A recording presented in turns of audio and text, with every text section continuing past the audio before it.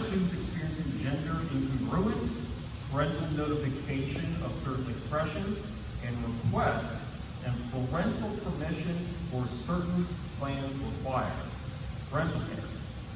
So it requires each public elementary or secondary school principal or his designee to, as soon as practicable, inform at least one parent of a minor student enrolled in such school if such minor expresses to any individual who is employed in such school that such minor is experiencing gender incongruence as defined in the bill, or requests that any such employee participate in social affirmation of such minor's gender incongruence or the transition of such minor to a sex or gender different from the minor's biological sex while at school, and request and receive permission from at least one parent, it's a crucial part, of a minor student enrolled at such school prior to the implementation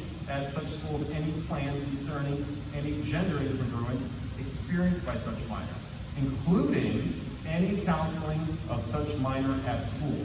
So any such plan shall include provision for parental participation to the extent requested by the parent. The bill also clarifies in the definition of the term abused or neglected child that is no evident shall referring to in raising the child in a manner consistent with the child's biological sex, including related mental health or medical decisions, be considered abuse or neglect. So this is all talking about parental consent. Parents having the right to know what's going on. Michelle, Blair and I, we actually met recently at the Appomattox County Republican Committee meeting. If we get deeds out this November, I will be one additional vote in the Senate to get this passed. And earlier this year, Sage's Law did actually pass in the Virginia House of Delegates. But what happened is that the Health and Education Committee, the Democrats within the committee voted against it going on a floor vote. So they wanted to pass it indefinitely, which means if you don't vote on it again before the General Assembly session ends, the bill dies. And that's what happened. We need schools to communicate with parents. There is absolutely no way that any school staff would know our child better than a parent. Schools need to respect our parental rights. If a school has knowledge of a child identifying as anyone other than what is on their school record, please advise the legal guardian.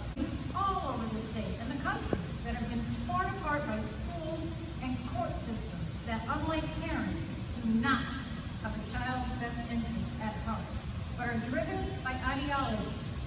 Parents are trying to speak up on what is happening to our children, but society keeps trying to silence our voices, not just here in Virginia, but all over the world. If you don't think this could happen to your child, think again. We must be the voice of reason for our children. We must save our children before it's too late. To lose one more child to the fate that Sage suffered is just too much. I intend to stand strong for children. Society may win a few battles, but they will not win the war because parents have only begun to fight.